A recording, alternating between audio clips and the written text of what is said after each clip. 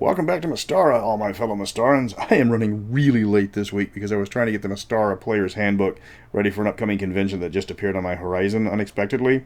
So dealing with lots of artists at a moment's notice and trying to get it proofed for the last time in a weekend, only to have the printer tell me that due to a larger order, she wasn't going to be able to make it in the time possible.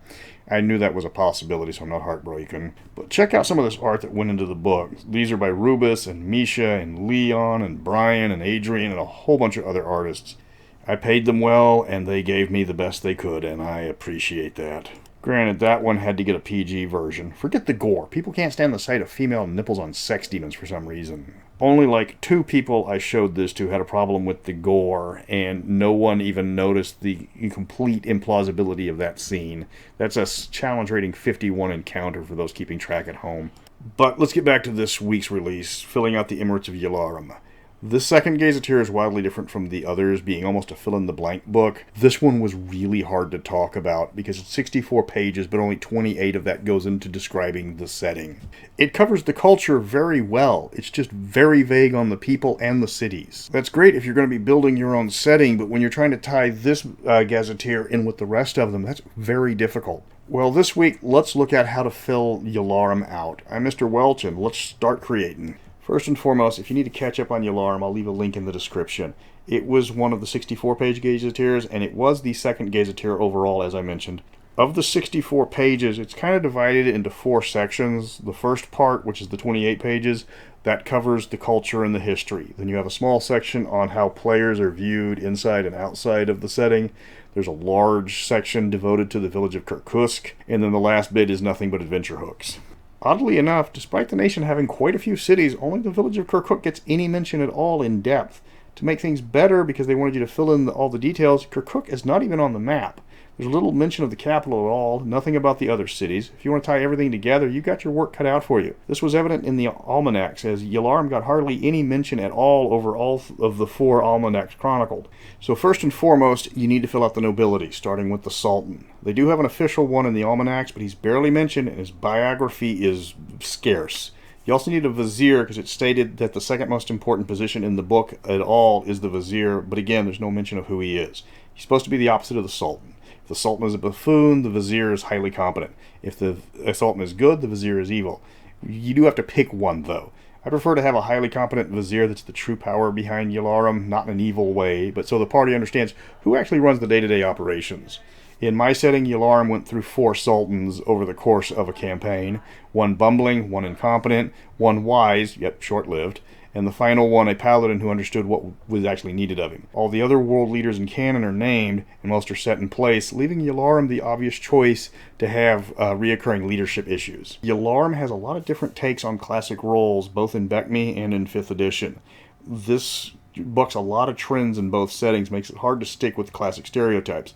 It's not easy being a paladin when the average daily temperature is over 100 degrees. They do have the dervishes, which are supposed to be desert druids and are supposed to be NPCs only in BECMI.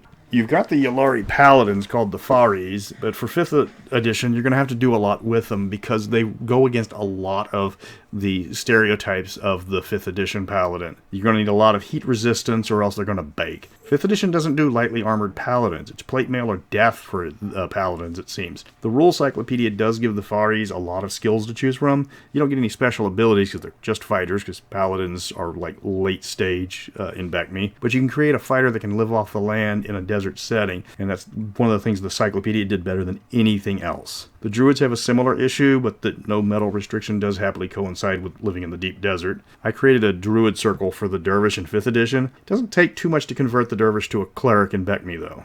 And again, the rule cyclopedia skill set is masterful for taking stock characters and giving them a lot of variety that the other editions didn't have. One aspect of Ylaruam that was largely overlooked was the capital of Ylaruam. While I prefer not to name every capital after the nations it's in, that seems to be the minority in Mystara fandom, so Ylaruam City is the capital. It's also the most important city in the entire setting, and it barely gets a mention. It's the largest of the Yalari cities, but it's also one of the newest, as it was founded by their patron Immortal Al-Khalim back when he was not immortal. That gives it a distinct feel from all the other cities in the Ylaruam area. It's the biggest and most important building, at least in the city, is the university called the Dream of the Desert Garden. Ylaruam used to be known for being verdant and fertile in centuries past, but the land dried up, leaving it as the desert it's now known as. There's a lot of ideas on how this happened. Most people believe it was the dirty thieving elves that stole all the water. The university is trying to research how that can be reversed. The Ylaruam really don't like wizards, and so this is not a magical school. They do make exception for wizards that can manipulate water. The school is designed to be one of the best academic schools, so if you need to learn history or hard science or, things that not magical, this is where you go. None of the cities outside of Kirkuk get any love at all. They tell you about the provinces, but nothing about the cities. The Ust-Urt Valley features people that have Ethengar blood and are highly nomadic in one of the few areas of the nation that's not desert. The catch is it's got 4 cities and a castle in less than 100 miles from each other, due south of Rockholm. So for a nomadic region, it's got a ton of permanent settings. Now, you can easily turn that into a staging area for the merchants, so the dwarves and the Northmen have a reason to come into Ylaruam to get the discount. And that gives this part of Ylaruam kind of a trading post feel, as water's actually common here, unlike the desert. So you don't have to, go exploring to find your water. You can go from town to town to town, and the closer you go, the better deals you get, because they don't have to take the goods as far. On the far coast, there's the handful of cities from the Nicostinia region. This is where the canon changes later because of book releases. The coastal cities are largely poor, according to the Ylaruam book, and the Minrathad guilds are barely known. Of course, when Minrathad comes out, it was revealed, no, they did business with everybody, especially the Ylaruam, so turn those cities into coastal trading areas. They don't have much they make themselves, but all the various merchants inside of Ylaruam have to go to the coast, to these cities where they know the trading fleets are going to be arriving. So you've got the feel of Persian or Arabic coastal cities with all the markets and the trading, and it makes them quite different from the other cities inside of Ylaruam, making them rather distinct. This book needs another version, one that fills out the nation. I'm running on scraps here based on a few pages of notes on their culture and their government, and almost nothing on NPCs or settings. I would love to see something about the Archmage Barrymore, who gets a strong write-up on the adventure hooks, but barely a mention outside of that. I think he's not mentioned at all after that. It's got this massive complex somewhere in the desert that deserves its own write-up, but there's nothing. For fun, you can make him charming and competent, yet an evil villain, friendly with his hirings and polite to villains, just evil. No reason to randomly kill people if it jeopardizes your operation. He's just another missed opportunity begging to be expanded on. If you want to run a Ylaruam campaign or adventure based heavily in the setting, you have your work cut out for you. This Gazetteer gives you nothing. It's a lot like the modules in Search of the Unknown or the orange copy of Palace of the Silver Princess, where the actual content is left up to the DM. But you have to create all the NPCs unless you're playing in Kirkuk. If you are running the world-spanning adventures or campaigns, you're going to need to put a lot of work into Ylaruam if the party's going to spend any serious amount of time there. There's nothing wrong with a blank slate, but it doesn't help when you're trying to run a canon campaign. Now, I've gotten a lot of questions about Mystara humanoids, especially in 5th edition. One of the biggest complaints I've gotten from non-Forgotten Realms fans is all the core books are written from a Realms point of view. Even the monsters are typically written like an entry from Elminster's Ecologies. It's great all the orcs in the Forgotten Realms are chummy-chummy with Grumpsh, but Mystara doesn't have Grumpsh. Our gnolls don't emerge like chest bursters from hyenas, and our kobolds are dogs.